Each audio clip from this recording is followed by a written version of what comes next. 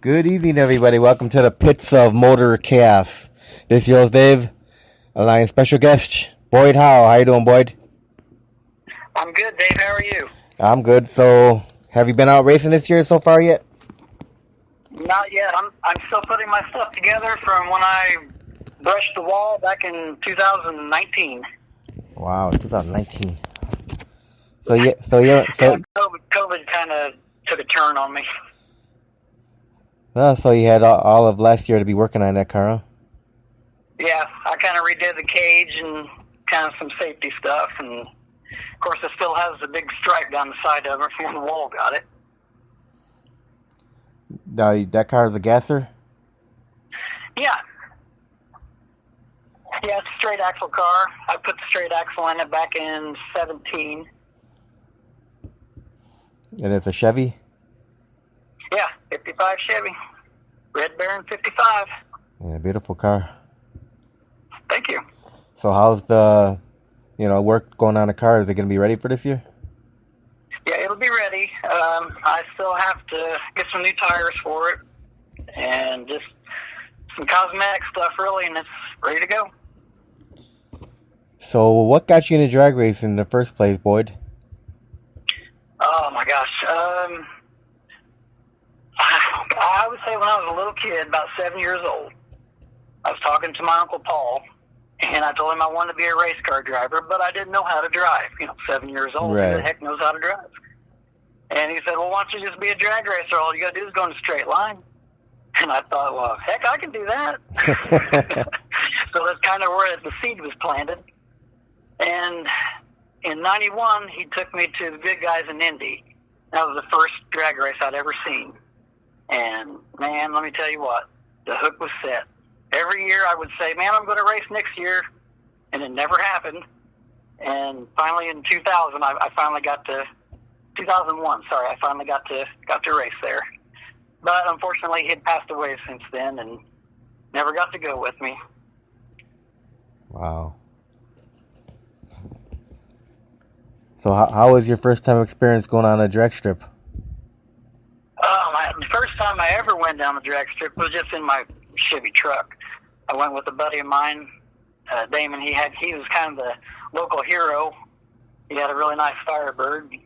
He was going to a test and tune night. I thought I'd tag along and took my truck down the track. I was like, man, this is it. This is what I want to do. So at the time, I had a 55 Chevy sedan delivery, small block, 4-speed. So I got it ready, got it to where it passed tech, went down to test and tune, and didn't know anything, nothing. Thing had rock hard tires on it, and I must have come out a whole $5-6 grand. And that thing went up in smoke. So I thought, I'll just pull second gear. Still nothing, not even going anywhere. Well, third gear, it'll grab in third, right? That thing went completely sideways, and I had one of them big Moon Eyes vinyl steering wheels about 48 inches wide, and my hand slipped off of that thing, and somehow or another the car went straight, and I thought, I know what not to do now. So from that point on, I thought, man, I'm going to get my other car, which is the one I currently have, get it ready, and it'll be a dedicated drag car, and I've been doing it ever since. Well, life's always a learning experience, Boyd. Yes, it is. We always learn from our mistakes. Yeah, usually it costs you money, too. Yeah. So normally when you do, on a normal race year, how many events do you usually run? Not a whole lot. Money kind of dictates where I go and how far I can go, but usually I try to hit maybe 5, maybe 6 races a year. I try to stay close, but there's not a whole lot of nostalgia around central Indiana anymore, and it's just, I kind of got to go Ohio and Kentucky, Illinois. So where do you go in Illinois? Byron? Yeah, I've been to Byron once. Cordova? Yeah, for the meltdown. I'm going to try to go next year. I guess they're going to have another meltdown drags next year. So I'm going to try to do it. most of the time that I've been going to Beach Bend and Bowling Green. That's kind of been my favorite place to go. Have you ever been to Great Lakes Dragway in Wisconsin? No, never have. I got invited to come up there a couple years ago, and I never had the opportunity, but I would love to go up there. I think that's the out-of-sight drags. Yeah, what they call it up there. Yeah, the 2-day event in June, yeah. Yeah, I'd like to do it. I'd like to do them all.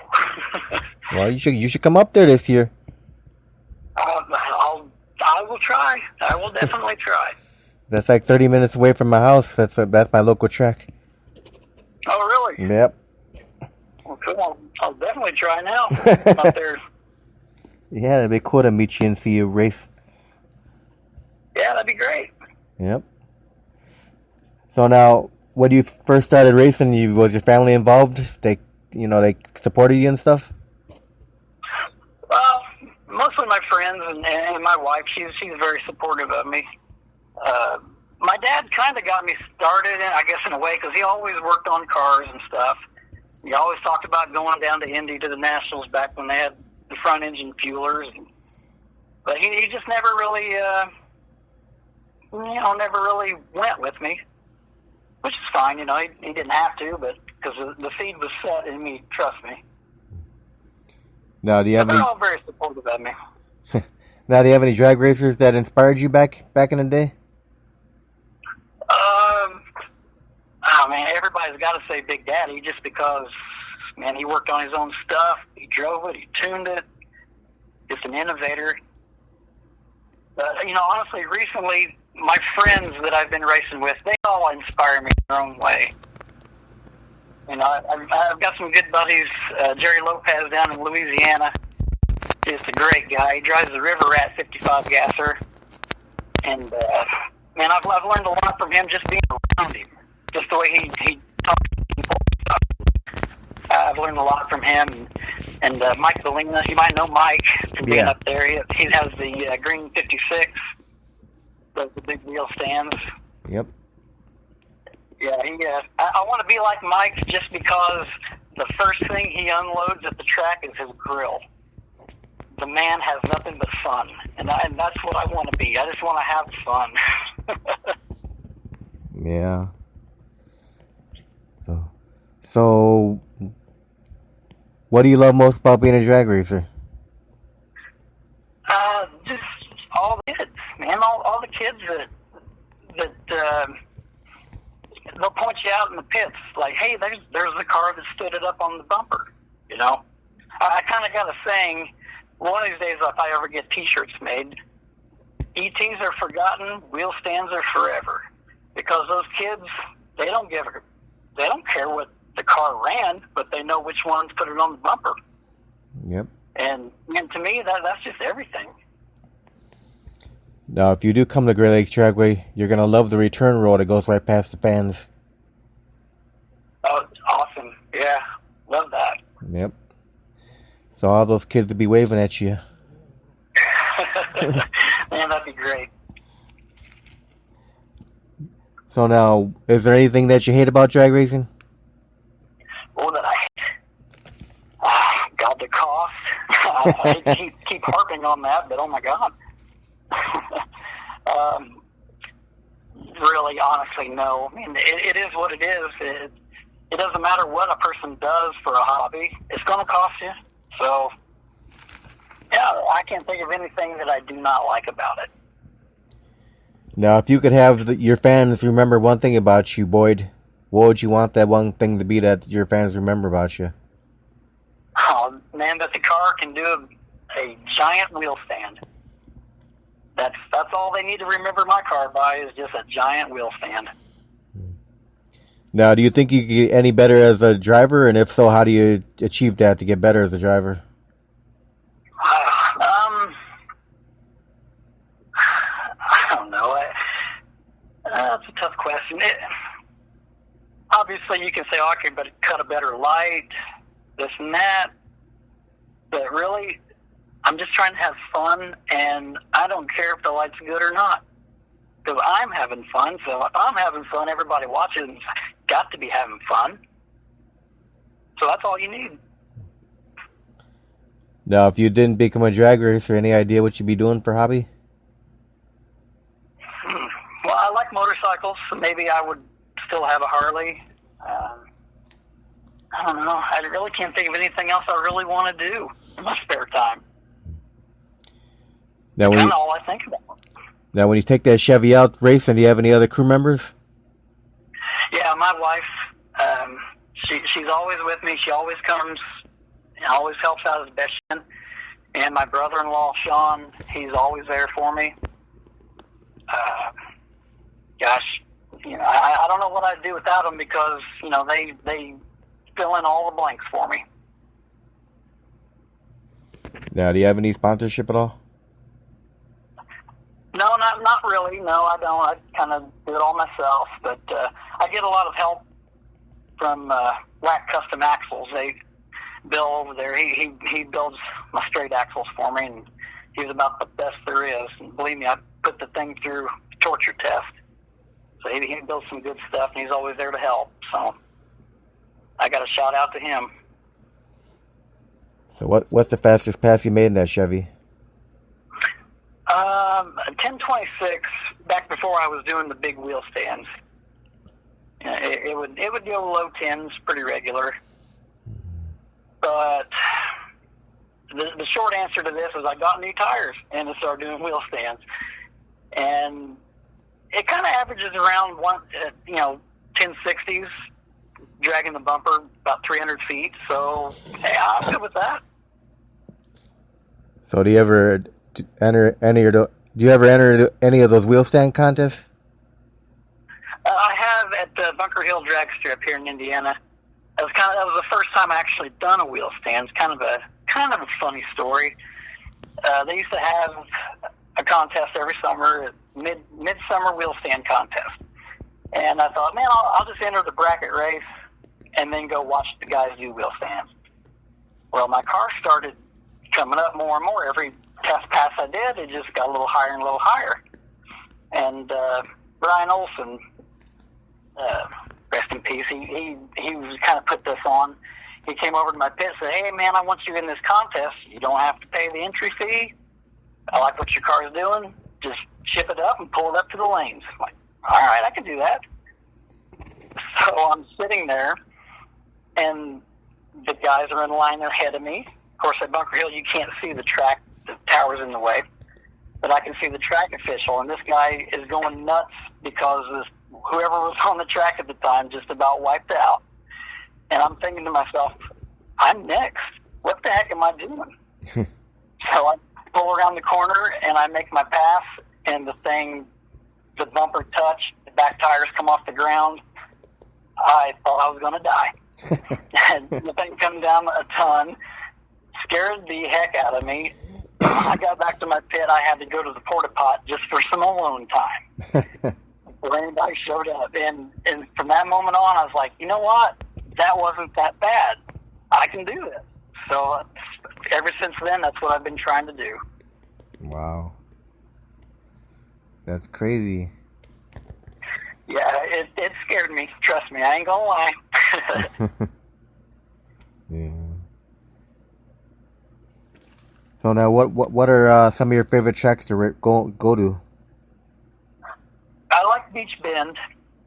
It's man, that place is really nice. Dragway 42. Wow, I don't know if you've ever been there or not. No. There's more concrete there than the Hoover Dam. I swear, this thing is nothing but concrete, and it's got these giant hills running the whole length of the track, like 40 feet in the air. A family could picnic there all day and watch racing. The place is just absolutely awesome. And of course, Byron, my God, that's the hardest biting track I'd ever been to. First time I ever went there, I did a burnout, and my hands came off the steering wheel just doing the burnout. Like, what the hell? This place is freaking awesome.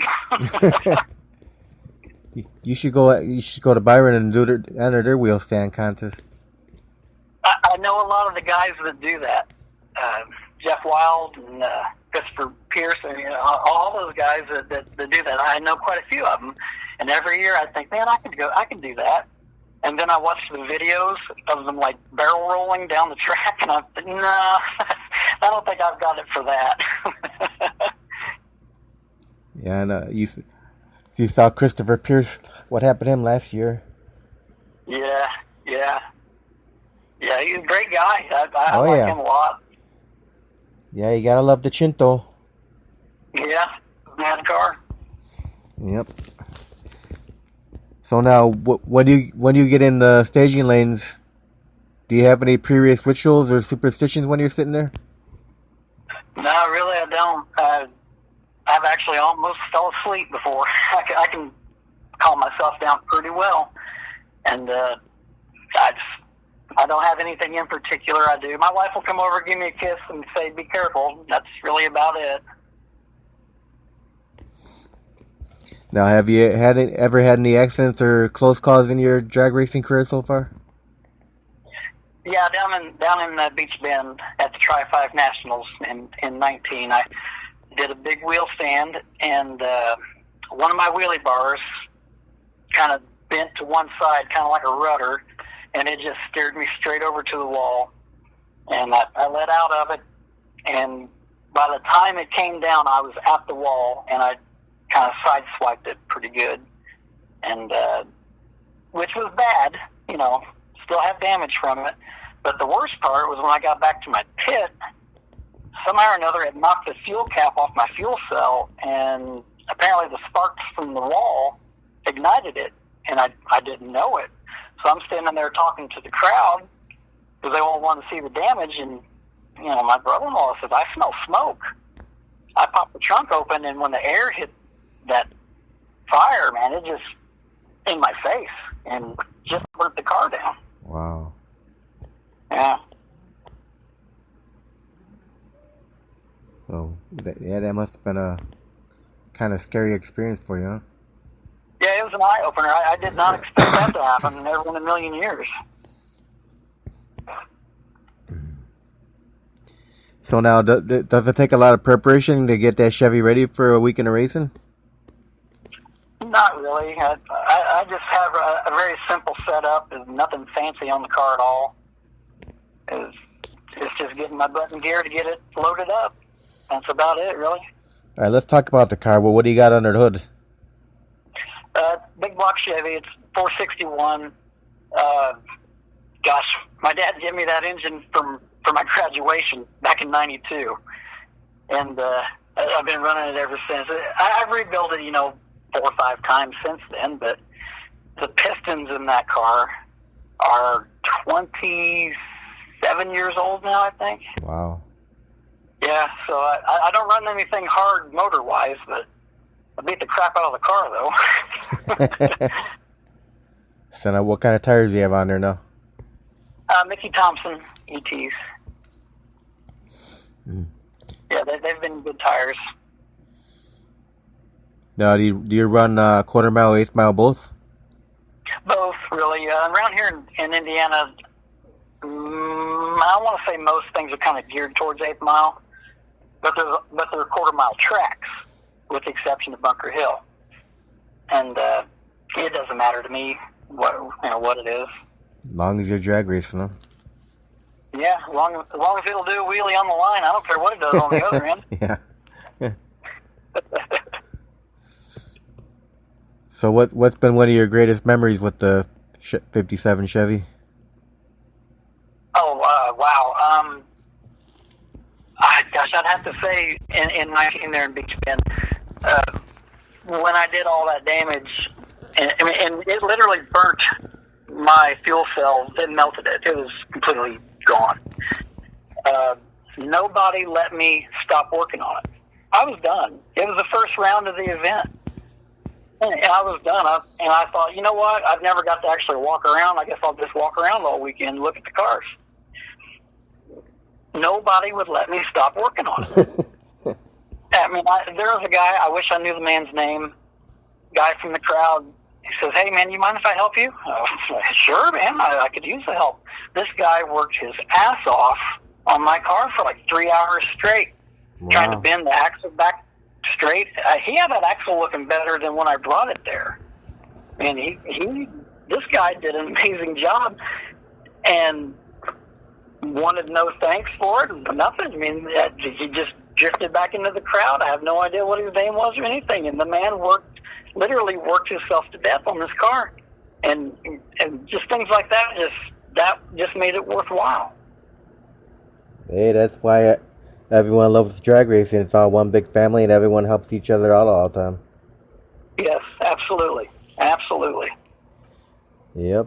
All I hear is so many stories about, you could be going up against someone in the next round, and your cars need something, and they make sure you get that car fixed so they can go against you in the next round. Yeah, and then you can beat them with their own parts. Oh, yeah. and they don't care, and they're good with that. Yeah. That's awesome, though. Yeah, I've met the best people drag racing. That's for sure. Yeah, the drag racing family just gets bigger and bigger, as the years go by. Yeah, absolutely. You keep meeting more and more people. So, go ahead. I have lifelong friends just from drag racing. Oh, yeah. So you probably sat a lot of kids in that car, huh? Oh, yeah. Yeah. It's nothing to even on your way to and from the track stop at the gas station. And people just want to see it. I just have an open trailer. Shoot, I'll let them climb up all over it if they want. I don't care. Yeah. Because I know they're going to always remember that. Oh, yeah. Memory of a lifetime.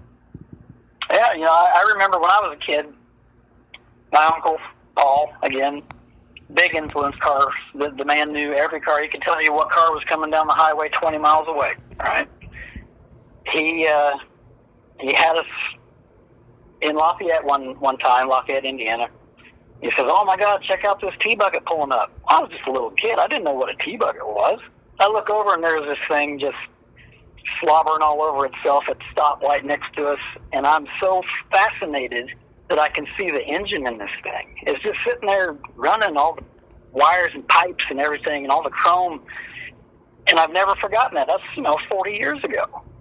So I know all these kids are never going to forget being able to sit in something like that. Yep. So where do you get your fire safety equipment from? Where do you get yours from? Just about everybody. I kind of have a hodgepodge of stuff going on. My helmet and shoes are Simpson. Harness is Impact. Jacket and pants are both G-Force. So I just got a little bit of everything. Just whatever strikes me, I guess. Now, have you reached any milestones in your drag racing career so far?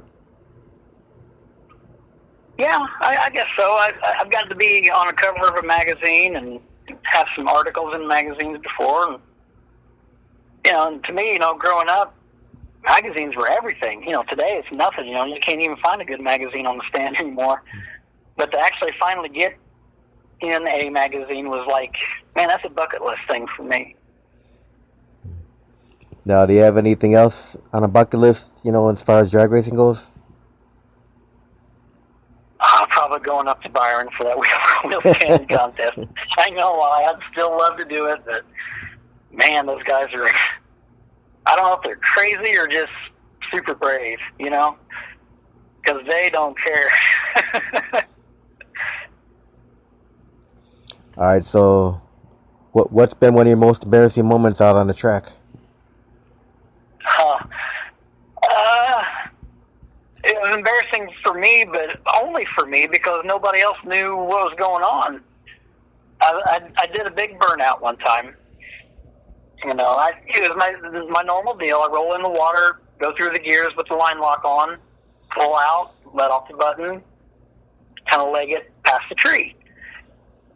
I do my whole spiel, and it's like it's moving, but it's not going very fast out of the water box. I'm like, oh my God, what's going on? I'm looking around, smacking on the shifter, thinking I didn't get it in high gear or something. Oh, what's going on here?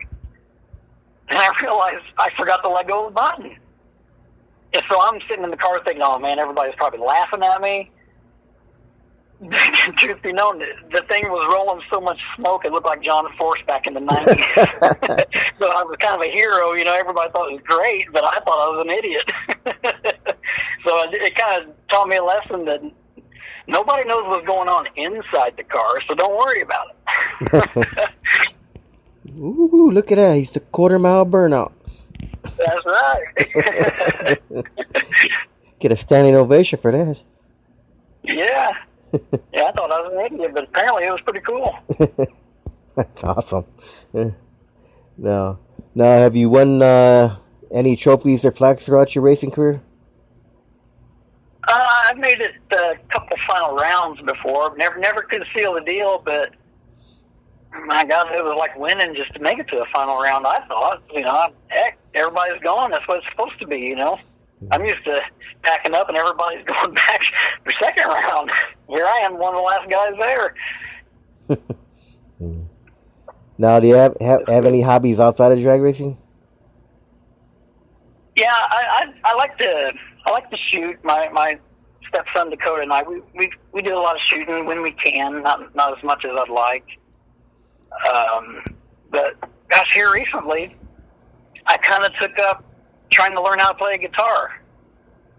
Just kind of out of the blue over the winter, I thought, man, I need something else to occupy my mind. Yeah. And my kind of a funny story. My dad, he's a Goodwill shopper. He thinks he's going to find a Picasso at Goodwill for 50 cents. So he buys this ukulele and hands it to me one day, $3, and here, learn how to play this.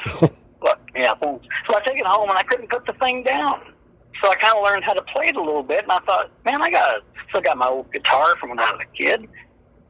I can do anything on YouTube. So I kind of started to learn a few things, and heck, now I'm going to buy myself a nice guitar and try to actually learn it before I turn 50. It's kind of my goal. I'm 47 right now. Oh heck, before I'm 50, I'm going to learn how to play this thing. So what's your favorite music? Man, I like Beatles and Stones and The Who and Van Halen, old Van Halen, and just old stuff. I recently kind of started old country music. I never liked country music before, but kind of like old Waylon. Waylon Jennings. Kind of speaks to me. I must be getting older. It kind of speaks to me now. So do you have a favorite guitarist? Yeah, man, Keith Richards. He's my favorite. So you said Van Halen. So you like Eddie Van Halen? Oh yeah, Eddie's poor Eddie. He's not with us anymore. You like Pete Townsend? Yeah. Oh yeah. Yep. Pete. I love the way Pete Townsend can just make like two chords sound like an orchestra. Yep. So now, if you could find a time travel machine, Boyd, and be able to go back into time, would you do anything differently with your drag racing? Yeah, I would try. I would have done it sooner. Yeah, I was. I think I was 26 or 7 when I actually started drag racing. I should have been doing it at least 10 years prior to that, and I'd go back in time and just do it sooner. So now, after all the years of racing so far, what still keeps you passionate about it? People just liking what they see. They just like. Who doesn't like to see a big wheelie? Now, have you ever thought about driving a wheel stander? About what? Ever thought about getting behind the wheel of a wheel stander? Oh, that like an actual. Yeah. Like a Hemi under glass or whatever. Yeah. Oh man, I don't know. I don't know. Those guys go pretty fast on them two wheels. Mine comes down before I get any too crazy speeds.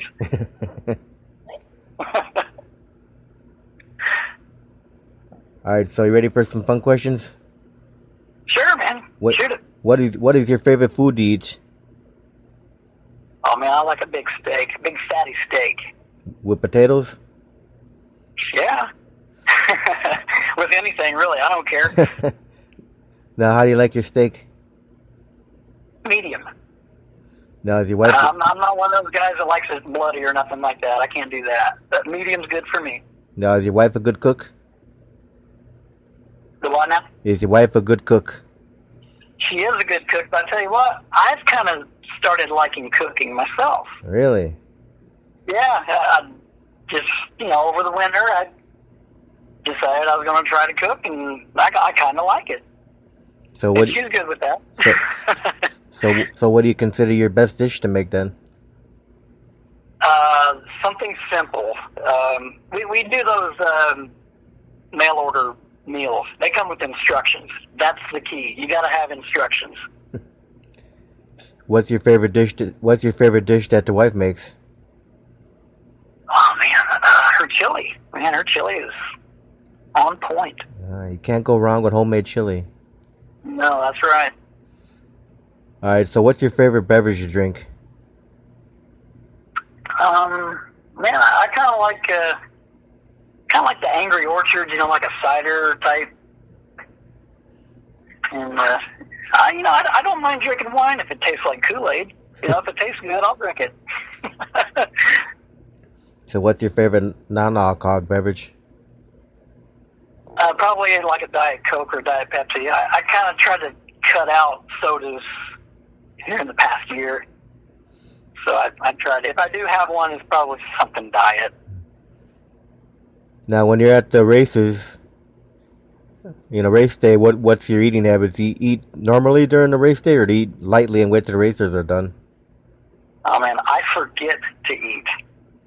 My wife has to remind me, hey, you haven't ate anything all day. You have to eat something. I totally forget to eat. Yeah, that's no lie. All right, so what's your favorite movie of all time? Oh, man, it's got to be American Graffiti. Has to be. There you go. Has to be, hands down. Now, when you were a little kid, did you watch cartoons at all? Oh, yeah, man. So what was your favorite cartoon to watch? Probably, when I was little, probably Woody Woodpecker. I don't know why, I just liked Woody Woodpecker. You like fast forward to today, on my fenders on the car, I have the Mr. Horsepower with the cigar. Yeah. Looks just like Woody Woodpecker on the car, so hell, that is full circle. That's pretty cool. Now, what's your biggest pet peeve? Oh, man. I don't know if I have one. Really, nothing really bothers me. So I really don't think I have one. Wow. I'll probably think of a really good one after we get off the phone here. Yeah, probably. I can't really think of anything. So are you a dog person or a cat person?